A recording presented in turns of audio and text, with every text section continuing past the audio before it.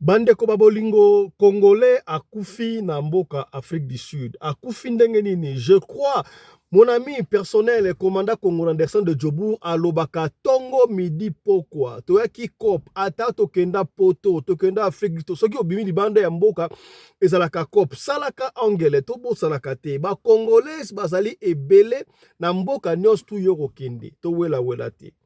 Mwasi ya sud-africaine abeti ndeko na biso congolais masasi na munduki ya mobali na ye balinganaki akosaki asala mobali te po ba congolais bazalaka bopikili ki ba okundu banzoto kasi tango ekotimbela mabe ekoti ya lisolo oyo ekopesa yo pasi tozobeta yango mpona plaisir te me tozobeta yango mpona kopenie yo okomprendre ke no salaka angele po makambo na mokili oyo ezali suka ya kosakana te yaya kaka na émission ya lelo yaya tokosolola makambu ya Mama Blanche, ça fait couler beaucoup d'encre. Mama Blanche azali wapi, akufaki wapi. Bato ebele bali koloba, papa Fiston yo kotika Mama Blanche te. To kotika ndenge ni po bali ko pesa biso belema ezali koya se koya. Mama Blanche abimeli prophétesse Annie Daniel a expliqué comment est-ce que Mama Blanche a bimeli. Alors le pasteur Tunassi était le vendeur, il vendait les sucreries. D'accord, ça c'est la première vision que Dieu m'a donnée. Après cela, il m'a donné une autre vision. La deuxième qui est apparue, j'ai vu le pasteur Tunassi apparaître. Il était assis comme je suis assise devant vous. Amen. Mais il bougeait, mais en même temps c'était comme un tableau. Alors j'ai vu des écritures sur le papier où c'est comme une photo. C'était lui qui était là pleurant. Il était en train de pleurer, regret. Il pleurait, pleurnichait ou regrettait. Prenez ça comme vous voulez, mais il pleurait, il était triste, voilà. On peut dire ça de cette manière-là, de cette façon. Il pleurait. Alors, sur lui, il y avait comme, c'était comme si quelqu'un a utilisé un crayon de couleur verte. Et la personne a fait comme ça. Vous savez, quand vous avez un papier, vous faites comme ça, c'est comme si vous effacez ou vous ne dessinez pas bien ou vous mettez, c'est comme vous avez une photo, vous comprenez ce que je veux dire? Et sur cette photo, voilà, voilà extrait bokoyo ka commence avec expliquer que Mama Blanche a bimelaki. Comme on a yé, azali prophétesse Annie Daniel. Kaka na émission oyo tokosola yaya. Toyebi ki artiste alanga nzembu Shora Mbemba autaki kokufa. Shora Mbemba akufi po na nini? Nani abomi Shora Mbemba? Shora Mbemba nani akasa carrière na ye? Boyebi Shora Mbemba mandundu talaka ngwame mama lelo nakobomba te lelo nakobimisa shit na ye eutaki wapi dekla eutaki wapi yoka Kofi atindi sekana mission na imubaye au anniversaire c'est pas c'est quoi c'est oya mondako voilà batel mutoto akala madame ngagite madame abi komba kofi sona mabe na matoi na ye premier tour madame alingita tiko to makelele bazongi deuxième tour baye nga mama bon loko alinga na comme anniversaire na ye invité nga atindi mpe dakara ya kozonga bon premier acte tokende bango bakoti na kara bango nga mpe na plisi kara nanga toke mama tokende epai yango feti alaka deja fo yoba miziki na mosika ye kaka na momi na ye na momi mo na kutabuna olobi epai yambelanga na pale ntango ayoka bakara ekangami aye peme na porte abimi na porte ndako na ye tokutalika na katikati ya lopango wana ntango angi na makambana mama moto asengi eloko te natala sura nalingaka trop parfum champagne à $100 oyo olingaka bikoti trop shora ekoti yango ndo nayebi bakado moko en poso voilà wana Shora Mbemba azo expliquer esika dekle na ye euta tokozongela ngo kaka na émission oyo ya lelo restez branché yaya te komona ekomi viral est-ce que l'église ezalaka ba entreprise ya famille to ezalaka etongo ya nzambe pona nini soki pasteur titulaire akufi oli atikela pasteur adjoint to ba diacre ba tikelaka bana na bango ba exemple ezali légion Okomona peut-être moi na mususu asa na spiritualité qui vous dit que ceux qui papa azali pasteur et qu'automatiquement moi na peut faire comme un pasteur to moi si comme un pasteur pona nini batika ba etonga epa ya basi na bango to pe epa ya bana na bango yango to ko décortiquer yango pe lelo na invité na biso spécial. Mbote na bino bandeko balandi ya radio Lokole télévision bisika nyos tu bozwami merci na confiance pe fidélité bozali ko continuer ko pe sa programme oyo radio Lokole masolo na chaîne na bino radio Lokole TV et pa wapi to kuta la kapo na ko solo la makambo zali ko leka bongo na communauté na biso africaine en général.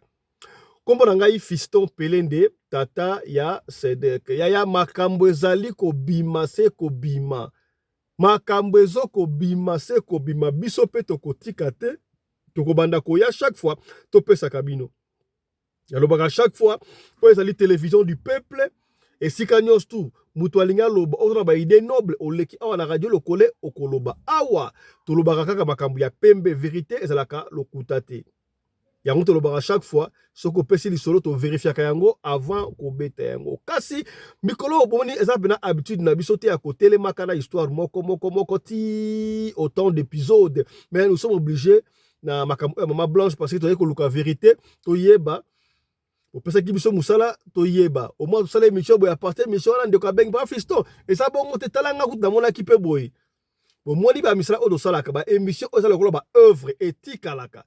Alors, ba témoignage au ba pesaka par-ci par-là et ko sunga peut-être ndeko moko songolo et sika moko pakala.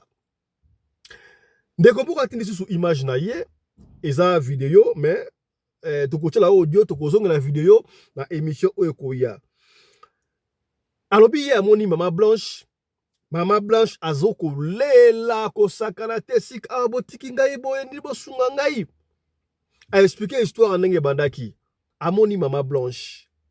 C'est Maman Blanche est la première personne où Yakoufi batu bali komona mona ebo et qu'est-ce qui ne va pas mais na batu amoni Maman Blanche nazo mona Maman Shiramboyote mais ça la komona batu ba oui nazo yokaite est-ce que les gars qui déjà ce que les gars qui benga c'est abenga biso radio Lokole ya ko mona ki Maman Blanche to amona ki était et pesinga mutu ko soit na dit ko lobate yoka ndenge prophétesse oyo ye alobi komona prophétesse Daniel Annie, il y a mon qui Maman Blanche. Tolanda, il y a mon témoignage naïe et puis tu continues. Suivez. Tolanda. Voilà. Alors que je suis entrée dans le magasin parce que je voulais acheter quelque chose. Alors le monsieur qui était à la caisse était le pasteur Tunas. Et derrière lui, vous savez, il y a les étagères dans les kiosques, à la boutique, avec les bonbons, quoi, des sucreries. Il était content. Et il y avait quelqu'un, il y avait une queue. Vous savez, une queue, et moi j'étais là en esprit. Je me tenais là pour attendre mon tour. Alors le pasteur Tunassi était le vendeur, il vendait les sucreries. D'accord? Ça c'est la première vision que Dieu m'a donnée.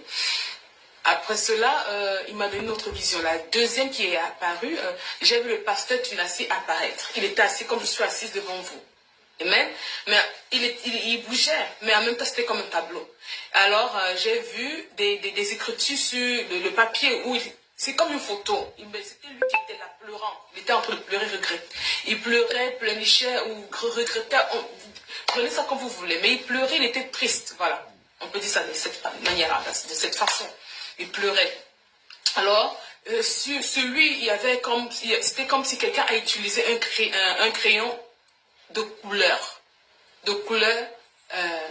verte. Et la personne a fait comme ça. Vous savez, quand vous avez un papier, vous faites comme ça, c'est comme si vous effacez ou vous ne dessinez pas bien ou vous mettez, c'est comme vous avez une photo, vous comprenez ce que je veux dire? Et sur cette photo, quelqu'un fait comme ça avec un crayon de couleur, c'est pas un bon signe. Alors j'ai dit d'accord Seigneur, le Saint-Esprit me laissait prier, je priais, donc quand on sait Dieu, nous avons des visions, nous avons des attaques, durant la nuit nous prions. Voilà, j'étais en train de prier et c'est aussi en même temps de dormir. Immédiatement, la troisième vision qui m'est apparue, c'était la femme de pasteur Tunassi, Blanche Tunassi.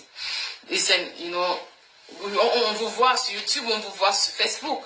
Comme je l'ai dit au départ, je ne le connais pas personnellement. Il n'est pas mon pasteur. Mais c'est une fierté de voir les gens qui se lèvent pour le royaume de Dieu, pour le travail. Amen. Elle m'est apparue et pour le regard, les enfants de Dieu, elle pleurait. Je répète, Blanche Tunassi m'est apparue cette nuit, la nuit du 19 au 20 juin 2024. Cette femme pleurait. Cette femme pleurait. Beaucoup d'entre vous disent que c'est la volonté de Dieu de partir. Elle savait qu'elle devait mourir très vite. Elle n'allait pas vivre longtemps. C'est du n'importe quoi. Je l'ai vu. Si je suis en train de mentir, voici mes mains. J'étais ointe. J'étais appelée par Dieu. Et même, pour que je puisse sortir dire quelque chose comme ça, il faut avoir la crainte de Dieu. J'ai la crainte de Dieu, comme beaucoup d'entre vous. So, Blanche Tunassi est en train de pleurer de l'autre côté. Alors, vous allez me dire c'est la volonté de Dieu. Et la deuxième vision qui m'est apparue, le pasteur lui-même en train de pleurer, et il y avait des comme ça là sur sa photo. Qui a dessiné sur lui? Qui a fait comme ça? Qui a effacé ou a dessiné, qui a mal dessiné sur lui? Et pourquoi elle pleure? Si c'est la volonté de Dieu, si elle était un ange, si c'est Dieu voulait l'enlever de ce monde. Alors, quand avant que je ne fasse cette vidéo, j'ai pensé, j'ai réfléchi, je suis resté calme avec Dieu. Dans mon cœur, moi, j'ai déjà compris la vision, en fait. Le pasteur Tunassi est un vrai homme de Dieu. C'est-à-dire, toi, Dieu t'a appelé, tu es vraiment appelé de Dieu. Maintenant, ce que l'on fait après... N'appelez pas encore. Vous aimez appeler quand on est... N'appelez pas encore. Hein? Des sucreries, qu'on appelle ça, des sucrètes, qu'on appelle des pipettes, je ne sais pas comment on appelle ça en français, mais vous comprenez les bonbons, les sucreries. Et alors pour moi, j'ai compris qu'il est vraiment appelé de Dieu. Mais la Bible nous déclare que Dieu, God do not revoke, Dieu ne reprend pas la grâce. Quand il t'a donné là, tu pars avec. Ce que l'on fait après, c'est son problème. Mais à la fin, chacun va rendre compte à Dieu. Vous écoutez ce que je suis en train de dire? Cette femme est en train de pleurer de l'autre côté. Cette femme est en train de réclamer justice. Cette femme est en train de pleurer de l'autre côté. Je suis prophétesse Annie Hagerud. Dieu ne peut pas mentir. Nous pouvons venir avec des mots pour reconforter des gens, pour mentir aux gens. Ce que l'on fait après de la grâce de Dieu, is up to him or up to her. We know that je ne suis pas en train de dire je ne viens pas avec mes propres mots, hein. Mais ce que moi j'ai vu, moi j'ai compris ce que Dieu est en train de me dire. Mais aussi une autre chose que Dieu dit à ses enfants, à l'église, la vraie église de Dieu, faites attention, ne parlez plus beaucoup. Vous savez, quand Dieu veut punir quelqu'un, quand Dieu veut exposer quelqu'un, il permet beaucoup de choses. Vous comprenez? Alors si tu es un enfant de Dieu, ne passe pas ton temps à critiquer, à beaucoup parler. Dieu va exposer les choses. Cette femme est en train de pleurer. Cette femme a pu réclamer justice. Pourquoi? Vous voyez, vous avez une photo et on fait comme ça sur votre photo. Ça veut dire que la personne n'est pas contente. Ça veut dire qu'elle là, elle n'est pas contente avec son mari. Ne venez pas me lancer des cailloux. Je suis en train de sortir pour libérer le message que j'ai reçu cette nuit. Après que j'ai vu la deuxième vision, la femme de pasteur Tunassi à Pierre apparaît en pleurant, pleureuse. Elle pleurait. Comment elle peut pleurer lorsqu'elle est au paradis? C'est ce que vous vous dites, elle est au paradis, elle est heureuse, c'est la volonté de Dieu. Mais la justice appartient à Dieu. Je vais dire à l'âme, oh, je ne sais pas pourquoi cette femme m'est apparue. Peut-être parce que c'est la grâce de Dieu. Dieu va te revendiquer. C'est Dieu le Dieu de justice. On ne meurt pas n'importe comment. Quand si quelqu'un a ôté la vie à cette femme-là, la personne va payer ici sur terre. Oh. Et je vais prier que l'âme de cette femme repose en paix. Elle est en train de pleurer. Si c'est la main de l'homme qui a ôté la vie de cette femme-là, elle sait qui l'a fait. C'est pourquoi sur la deuxième vision, là, comme je l'ai dit, le pasteur Tunassi, il y avait des cris. C'est comme si quand tu as une photo, quand il y a une rupture, il y a une dispute, tu déchires la photo ou tu écris, tu prends un bic, un stylo, un crayon et tu fais comme ça. Quelqu'un a fait cela sur le pasteur Tunassi et la personne qui est apparue après, c'est sa propre femme. Alors je ne vais pas dire beaucoup de choses, mais je sais que je comprends que vous avez compris ce que Dieu est en train de dire. Moi, j'ai compris ce que Christ dit aux enfants de Dieu. N'entrez pas dans les polémiques. Priez et Dieu va exposer. Voilà. Wana témoignage, to vision oyo prophétesse Daniel a monaki. Maman Blanche est en train de pleurer. Libérez-moi de cette place. Azole la nini. Vengeance. Vengeance contre nani. Talaku Tseki, Talaku Mamba. Voilà, ça me rappelle où en sont tous ces pays ici-bas. Ça va se savoir très bientôt. Voilà, on va revenir avec l'histoire de Maman Blanche tout à l'heure là avec notre invité. Nalobaki yango ne bandeli awa yaya Shora Mbemba akufi. Shora Mbemba, oui c'est vrai, asba Misha Kala, ba obayi ba ngote me boyi quand même nzembo wana. D'ailleurs, Kofi pe ayemba kri na ye. Mandundu talanga bande mama, mandundu talanga bande alelo nakobomba te, lelo nakobimisa. Kofi pe abwaka yango. Alors, après avoir kobwaka wana, ya mandundu pa ya Kofi, mandundu asilaki ayebaki te Kofi abengisaki pa na ye nzoka Kofi apesa ba objet to ba cadeau empoisonné à cause qui anniversaire. C'est pas moi qui l'ai dit. Yemo Shora Mbemba to préfère qui to tu la audio oyo kame audio auto vidéo oya Shora Mbemba to kozonga na lobby na émission na sur bota na ngopena animage. Là na Shora Mbemba ndenge moko azo expliquer en long et en large comment est-ce que akoya qui suivait. Kofi atindi sekana mission na imubaye au anniversaire. C'est capable, c'est quoi c'est? Oui, mon d'accord. Voilà. Batteur. On te fait un là. Madame a nagité. Madame a vu comment qu'on fait son amabé na matorinaï. Premier tour, madame a l'invité à tirer de ma kelly le bazongi. Deuxième tour, voyez. Là, maman, bon. Le roi d'Ingana comme anniversaire, les anniversaires là, invité nga tindi pena kara ya bozonga bon premier acte tokende bango bakoti na kara bango nga pela plisi kara nga toke mama tokende epa ngo fete ya radio fo yo musique na musika iye kaka na mumina ye na mumu na kutabu ulipa ya mbelanga na pale tanga yuka bakare kangami aye peme na porta bimi na porta ndaku na ye tokuteka na katikata lopango watanga ngina magapana. Maman, on t'a signé le côté natala. Sur la ligne trop, parfum, champagne, à $100. Oh, il y a des côtés trop chauds, et côté en haut. Donc, il y a des cadeaux, mon poisson. On a église les autres talanga ou sal sangai. Église à Mouza Awana, Soko Matili Zumo ya Morino.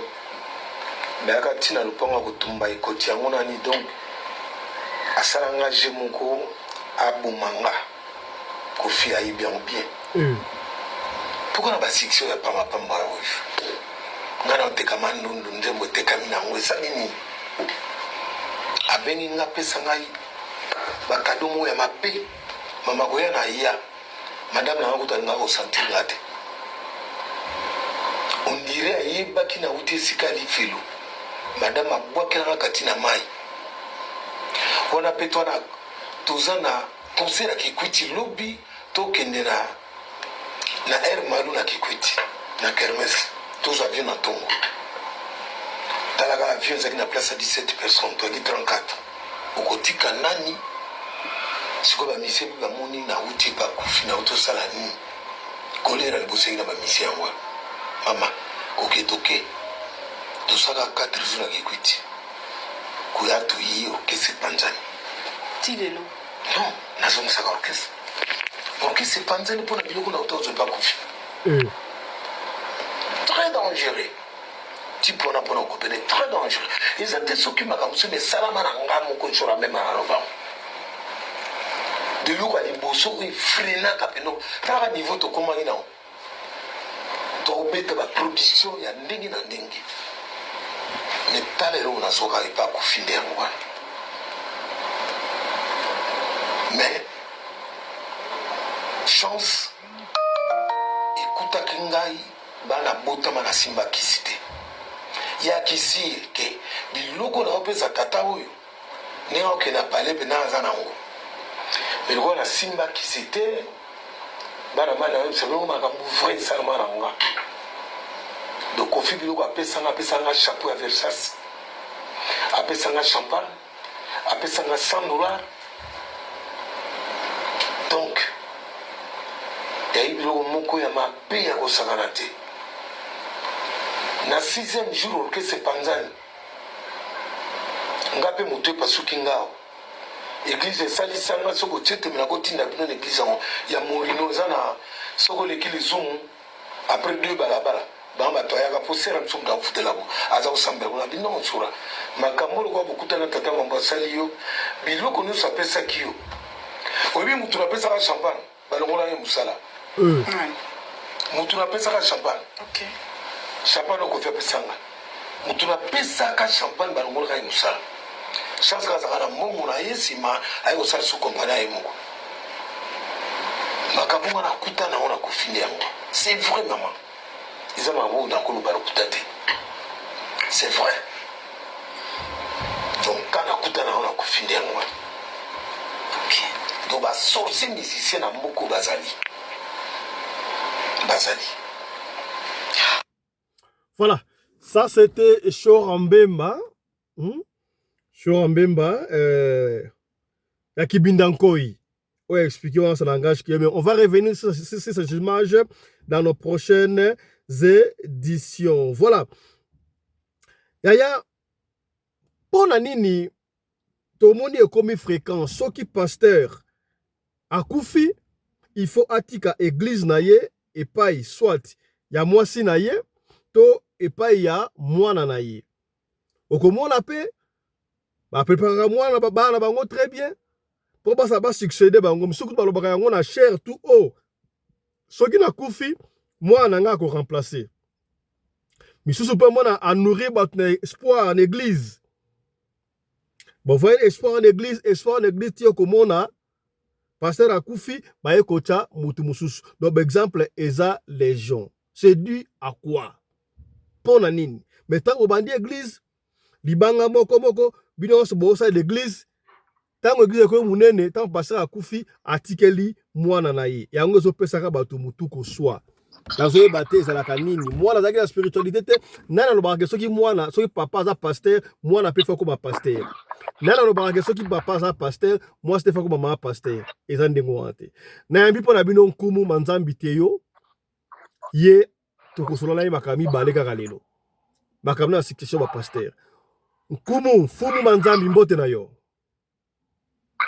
Matondo mingi na bandeko nyonso bazolanda nga na radio lokole na confiance bazopesanga na capacité nyonso esalinga mingi mamawa naza na temps ya perdre te naza en pleine musala mais na ko décevoir direction te oyo par rapport ya kopesa yanu lelo bandeko na nga ibolanda nga malamu lelo etokende na église ezalaka ya mutu nyonso po azake asadere na église. Comment c'est possible comme en église mwana oyo ya pasteur pe moi si ya pasteur aza na capacité te ya kote ya bato aza na mémoire te oyo ezaki akokoka koyebisa bato kati ya lite ya oyo ekosunga bato lobi aza nango te mais vibre église bakomisango comme royaume yango ezosala pasi. Merci ndeko lokole ndengo ya nolinga na question bato bazo se plaindre hernios. Pona nini ba pasteur batikelaka mingi bana na bango to basi na bango héritage to benga ngo héritage n'est-ce pas soki bakufi eza na lien moko spirituel dans la kati nango wana to eza ba ligable ya famille yo na ndenga spiritualité olobini parce que bino pe bona rappel bino bankumu pe soki osalaki na pouvoir papa na yo akufi akotikela pe au pouvoir même système yango zali pa pasteur bino ne opesa bango système wana to nini. Merci ndeko lokole. Tozoyebisaki toitire ya bapasteur eza normal te par rapport ya koadere bato na kati ya musala lelo sini impact oyo ezaki eza na bénéfice oyo bazosadere na kati ya église zela nazosite mingi na question nalingi nano nameka koyebisa bandeko mosusu oyo bakomi kosala polémique na soi-disant na pasteur oyo akufeli mwana mwasi lelo soki moto aza na impact na ye lelo bandeko mosusu koto makambo ya pasteur akufeli mwasi to comme na kuna te expliquer biso tangu ba pasteur bakufaka batikela bana na bango etonga ndenge bako bana bino peut-être yo ndongo yali wana papa na akufa mtatikela nini wana pona nini ba traditionnel batikela bana na bango ba pasteur batikela bana na bango eza na spiritualité na kati wana to ndenge nini.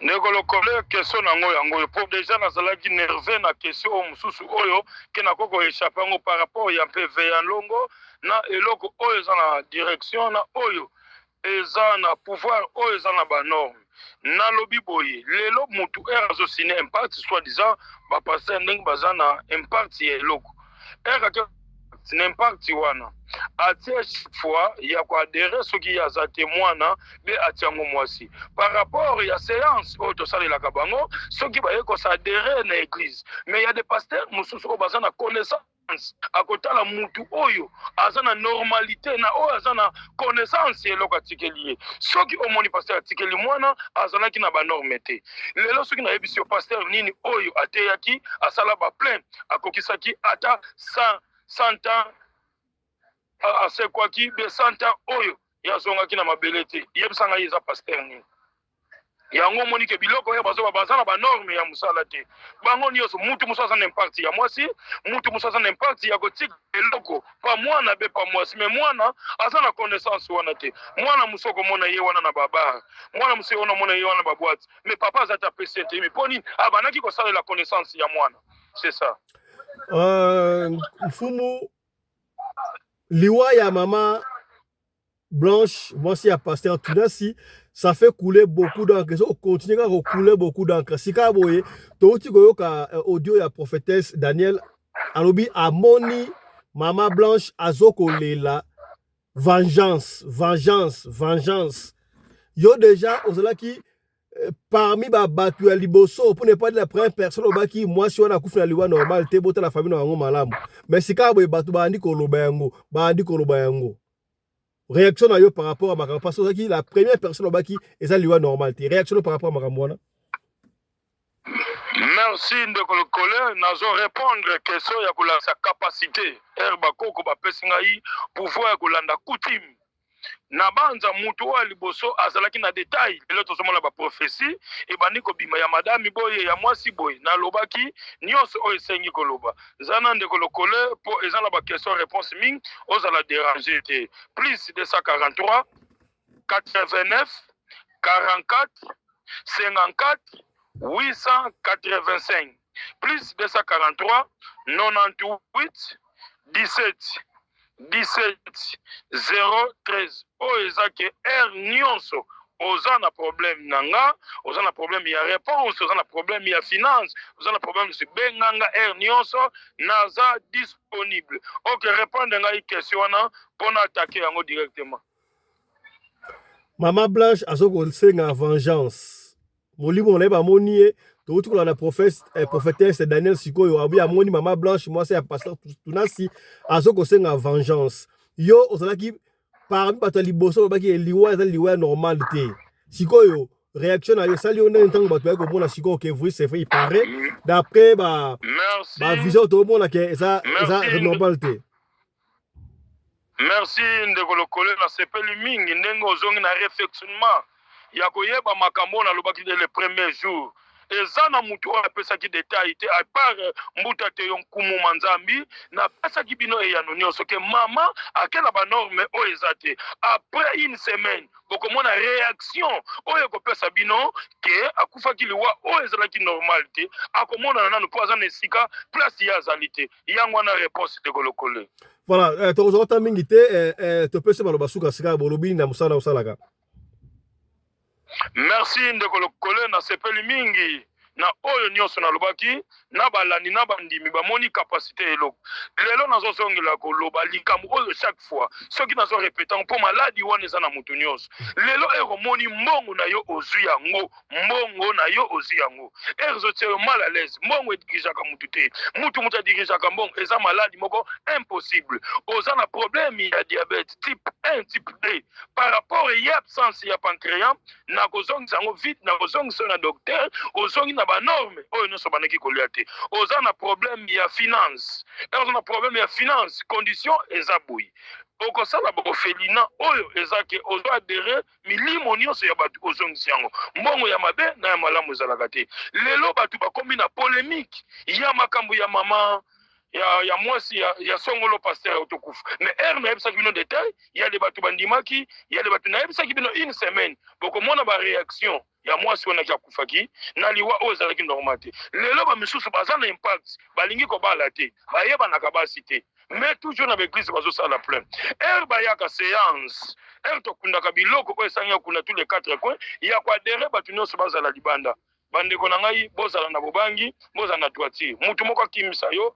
coutume oyo bakoko te oyo bancêtre oyo eza pouvoir ancestral eza directement ya kozongisa yo na lien direct ya famille mutu abotama mobola aza te mutu oyo aza na souffrance te ke abala te yango amoni bato nyonso batika polémique bino nyonso boza na molongo moko bino nyonso bamisusu baza na sacrifice ya basi bamisusu bazosala milimo ya eri ya kufi bapesi mwana yango wana banorme oyo normal eza te numero ya mbuta ya manzambi nkumu plus 243 98 17 17 013 plus 243 89 44 54 885 oyo nyonso aza na problème na question oyo ayoki te aza na plein droit ya kobenga atuni bosenga na ye famille emataka te famille eprogressaka te tokotia na balien privé par rapport ya kozala indépendant ya koyeba banorme ya famille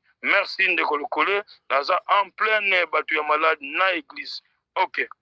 Merci beaucoup, Nkumu, merci beaucoup. Je crois que nous avons dit un problème spirituel, un problème de problème tout, lupango koteka, maladie, sucre, pancréas, diabète, nous surtout wana bobenga bongo Nkumu, Mbuta, Manzambi, numéro yango wana teyo et puis après si numéro na ye bobenga ye bokozwa bongo solution. Voilà.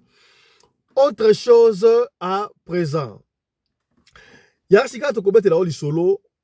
Oyo Congolais akufi awa na Afrique du Sud. Toyo kakabandeko. Toyo kakabandeko. Tokotanga kombo ya mutute kasi tokobetela lisolo o esalami congolaise babomi epa ya mwasi. Tobanga mwasi to makango. Comment ça s'est passé? Il y avait un jeune Congolais bayaki na mboka okati bayaka bukoyoka koluka afandaka na province moko songolo na Afrique du Sud. Kaka ndezalaka asalaka ba musana ye ya kibansa banse za ba gardinage ba temakasi ba temaka ba boîte de nuit konso ya salaka musala wana. Alors et akosala ke jour moko boye akutai na mwasi moko ya kitoko mwasi moko ya bien asepeli na ye. Na sepeli na ye bref balingani bakomi ba copain na copine mwasi wana yebisi avandaka biye moko. Boyebi yanke mwasi afandaka ye moko akosi on dirait mon araba mike abi au petit on a zui araba no sauvenga na mambo mike y a pas de souci bref ndeko congolais a koma pe okende pa ya fiwana akendaka pa fiwana ba fete salamaka nyoso normal donc kitoko okomona ta signe mon côté un jour camarade ya ndeko congolais oyo amoni mwasi yango po apresenta ki ye na ba master muso ba congolais ba ke mwasi entel azalaka mwasi ya ndeko na biso ba yeba ki ye oyebi ke tango ba présenter ndengo wana ba master ba yeba ki ye un jour na supermarché na centre commercial master moko ya mwana mai oya kufi congolais amona mwasi wana na mobali moko ya policier bien tenu. Na mobali moko ya policier. Atali boy. Mais moi si ya masala biso. Asali ko la poussa na biso ko poussa ni moi so bosolaka bien na ye bosolola kasi ko sala ko poussa na moi so beta ka comprendre que oh basha mboko basa makambo abeti ka azuisu mobali ya policier atiki ndengo wana. Abandi ko landela ayebisi master wana na mona ki mwasi na yo na policier. Ndela mona ki bango wana. C'est comme si aza mwasi ya policier, Aza mwasi ya policier. Mwana maya congolais aboko ndima abi jamais mwasi tanga obadi ko sala jalousie ndenge abi te ya. Na sali jalousie te na moni wana sala attention. Oyebi ke biso ba pa na mboka oyo. Basha mboko oyo ba sepelaka mingi na étranger surtout ba congolais. Po bo pikili ki ba okulu ba zo za makasi trop. Sala ka mo angele.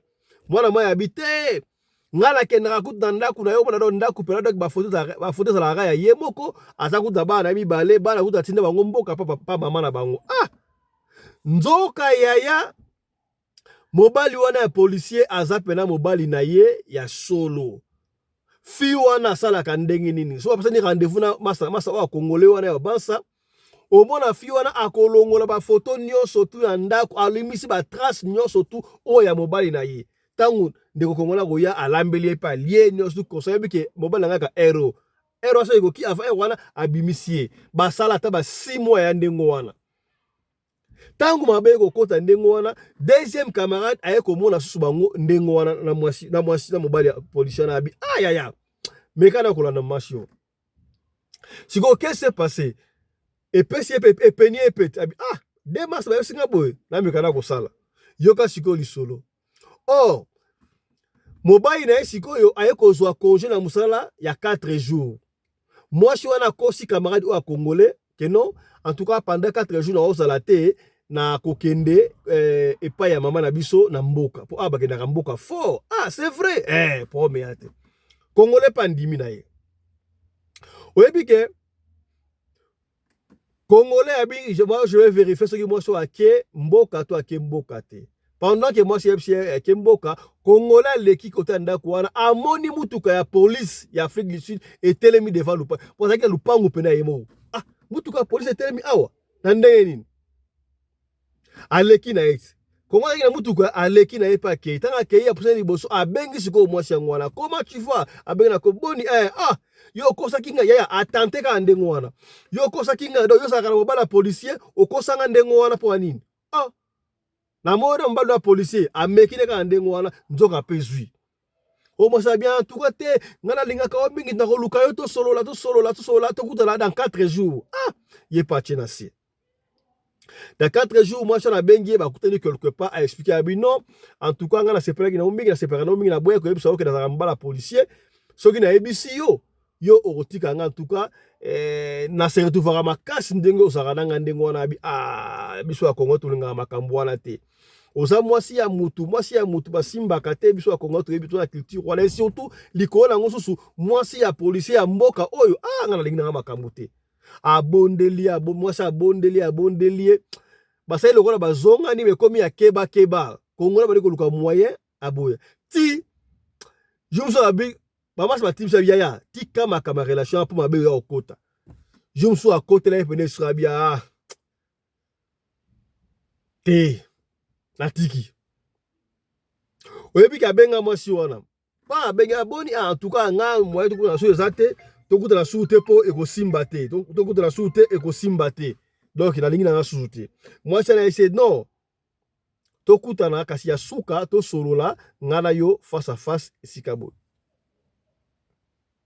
ngamo na réservé et puis que moi si on a policier moi si jeune fille on a moi ça policier Afrique du Sud a futa chambre quelque part et sikamo boye azimo bali wana Congo na biso bakena chambre wana basololi fête salami après fête wana moi je n'ai ngala lingio mingi to bosala sona nenga ko bata makobanga na yo telo mo esala te Congo na binyete lo mo esala mate yaya tanga bino abino ngana esili ndoka na kati ya sac ya mer ya mwasi wana fi wana mwasi ya policier Afrique du Sud ayaki na munduki ya mobali na ye policier tala makambo ezala kana ya mwasi na bimisa munduki ya mobali na ye abeta kongolo de masasi tant awa na tolo abima pa ke soko pataki yango silencieux so na beta de masasi abima kina bato baye bakuta kongole wana akufi na mistoro baboy ebemba kongolo wana eza na morgue na koloba kombo na ete na koloba famille na ete pour éviter to beteli yango pour na sentiment te pour na kopeni ya salaka angele mwasi ya mutu bazwaka te ata kutu publicité ndeto wali obi soki okuta na po base bakosaka surtout étranger mais avec étranger ba ki parabasi bien basala bo pikili ki consort soki okuta na ndengo na bakolinga yo na nenga osakana te tango découvrir que moi shota moi cha mutu fotika ndeko wa linga kotika soko atika bana liboso wana ndenga ko yate tango gwese koti promesano alinga continuer tango mabe koti moi ça komi ema moi kima ezate tala ndenge congolais oyo akufi ya lisolo ya mukuse to bombeleki yango to boyi to ke ba détail po to ko tanga kombo pamba to tangi koma mutu te to betika na lisolo po na kopenie yo salaka angele na bamboka to bima to tika ba famille na Kisasa okenda Brazza okenda Angola okenda Espagne okenda Portugal Afrique du Sud États-Unis partout okenda koluka salaka angele to pekisho linga mwasi étrangère te to ligisi o pekisho linga mwasi munde te mwasi mboka basute metala mwasi to kolinga soka za célibataire asana mobali te ça va mais soka za mobali mabe ekokota est-ce kokomi c'est que bien voilà. Merci beaucoup bandeko to suki awa na pokwa lelo to batoko na mingite. Merci à vous tous qui nous avez suivis à partir là où vous êtes. On se retrouve prochainement avec un autre numéro de l'émission Radio Lokole, ma solo sur votre chaîne Radio Lokole TV. Allez, portez-vous bien, santé de faire à tous. Chap chap et tchara.